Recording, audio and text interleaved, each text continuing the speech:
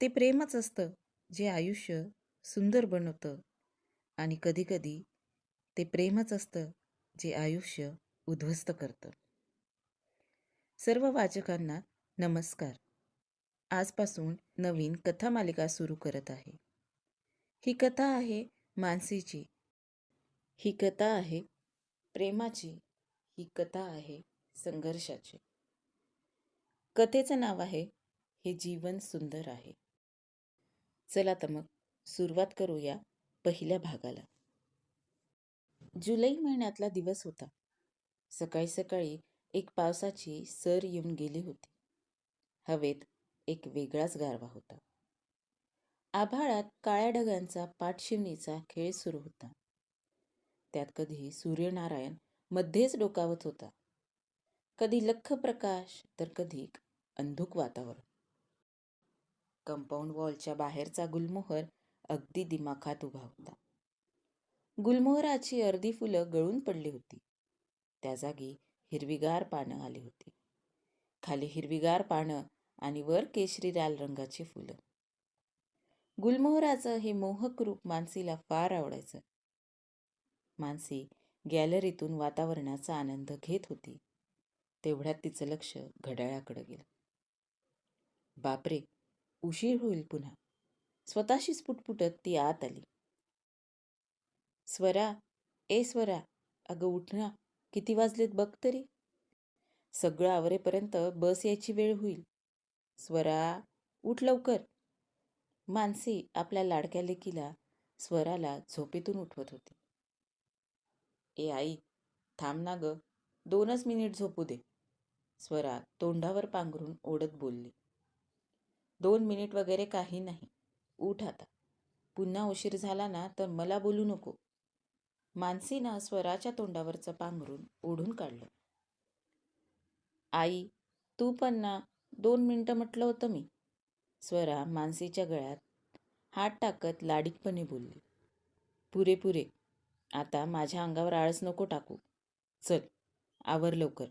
पांघरुणाची घडी घालून ठेव. मानसी स्वराला म्हणाली. ए आई, तू घाल ना ग घडी, प्लीज. स्वराचं आळस देणं सुरू होतं. आता एवढं लेकरू प्लीज म्हणतंय तर तिच्या पांघरुणाची घडी घाल की. तिकडून राघव स्वराच्या रूममध्ये येत बोलला. तू तुझ्या पांघरुणाची घडी घातलीस का? की आला तसाच उठून? मला माहिती आहे, नक्कीच घातली नसशील. मानसी त्याला उद्देशून म्हणाली. स्वरा, आधी पांघरुणाची घडी घाल बघू. मी पण माझ्या पांघरुणाची घडी घालून आलो.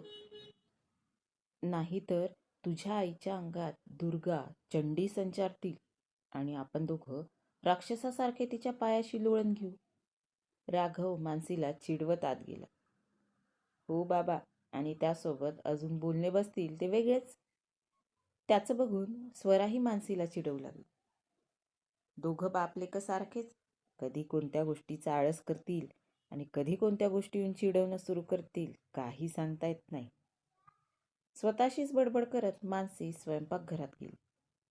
तयार केलेला उपमा तिनं प्लेटमध्ये वाढला. त्यावर छान कोथिंबीर टाकली. बाजूला एक लिंबाची फोड ठेवली. प्लेट्स डायनिंग टेबलवर ठेवल्या आणि त्रिशलाबाईंना म्हणजेच तिच्या सासूबाईंना तिनं आवाज दिला. देवघरात पोथी वाचत बसलेल्या त्रिशलाबाई डायनिंग टेबलवर येऊन बसल्या. त्रिशलाबाईंना सगळे माई म्हणायचे. मानसी पुन्हा स्वयंपाकघरात गेली. चहा ठेवला, दूध गरम करायला ठेवलं आणि गीताला पुढची कामं समजावून सांगितली. गीता मानसीची कूक, मदतनीस आणि माईंची केअरटेकर म्हणून दिवसभर घरी राहायची. माई 70च्या जवळपास होत्या, पण तब्येतीनं चांगल्या धडधाकट होत्या. माईंना सोबत म्हणून गीता दिवसभर घरी असायची. राघव आणि स्वरा दोघं डायनिंग टेबलवर येऊन बसले. मानसीनं उपम्याची प्लेट त्यांच्याकडं सरकवली. शी, काय गाई, परत उपमा केलास? कधीतरी कॉर्नफ्लेक्स वगैरे देत जाना. माझ्या मैत्रिणी कॉर्नफ्लेक्सचा नाश्ता करून येतात. स्वरा नाक मुरडत बोलली. काय धड लागतं ग ते? त्यापेक्षा आपले तळलेले मक्याचे पोहे तरी चांगले लागतात. गीते, अगं हिला जरा मक्याचे पोहे दे तळून, माई म्हणाल्या. ए आजी, मक्याचे पोहे वेगळे आणि कॉर्नफ्लेक्स वेगळं. कॉर्नफ्लेक्स दुधात मिसळून खातात, स्वरा म्हणाली. हो हो, माहिती आहे मला. चव नाथव त्याला. उगी पेशंट असल्यासारखं वाटतं ते खाल्ल्यावर. त्यापेक्षा हा आपला उपमाच बरा. किती चव आहे तुझ्या आईच्या हाताला, माई उपम्याचा घास घेत बोलल्या. एक एक मिनटं माई, तू कधी कॉर्नफ्लेक्स खाल्लंस? राघव माईंकडं आश्चर्यानं बघत म्हणाला. ते का, खाल्लं होतं एकदा असंच. त्या टीव्हीवर खूप जाहिरात येत होती. म्हटलं खाऊन तर बघावं. मग गीताला दुकानात पाठवून आणलं. माई जीभ चावत बोलल्या. माई, कशाला उगी नसत्या उठाठेवी करता, मानसी म्हणाली. मग एकटा म्हातारा जीव काय करणार दिवसभर घरात? राघवचं ऑफिस असतं, स्वराची शाळा आणि तुझ्या मागंही बाकीची कामं असतात. आता काय वय झालंय, म्हटलं स्वर्गात जायच्या आधी खाऊन बघावं कसं लागतं ते. उगी मरताना पुन्हा वाटायला नको हे खायचं राहिलं म्हणून. म्हणून खाल्लं. बेचव एकदम, माईनं तोंड वाकडं केलं. हे बघ माई, असलं काही खात जाऊ नकोस, उगी तब्येतीला त्रास व्हायचा, राघव काळजीनं म्हणाला. आई, तुला म्हटलं ना मी, असं व्हाईट दूध नको देत जाऊ म्हणून. स्वरानं दुधाचा ग्लास बघून पुन्हा नाक मुरडलं. गीते, अगं 2 चमचे ती चॉकलेट पावडर टाक त्यात, आणि अजून ती कोको पावडर का काय असते ती पण टाक, मस्त लागतं ते, माई गीताला म्हणाल्या. आता तू चॉकलेट पावडर आणि कोको पावडर पण खातेस का? अगं माई, तुला शुगर आहे. राघव जागचा उडालाच एकदम. खाऊ देत जा रे, असे कितीसे दिवस राहिलेत माझे आता. अर्धी लाकडं मसनात गेली पण, आणि त्या चॉकलेट पावडरमध्ये आली कुठली शुगर? कडू तर असते ती, माईंनी एवढंसं तोंड केलं. काय माई, काय बोलताय असलं? आणि काहीही खाऊ द्यावं म्हणून असं असेल तर पुरं झालं ब्लॅकमेल करणं. चला पटापट नाश्ता करा. स्वरा, वेण्या घालायच्या बाकी आहेत अजून, बसची वेळ होईल, मानसी बोलत होती. सगळ्यांनी आपापला चहा नाश्ता उरकला.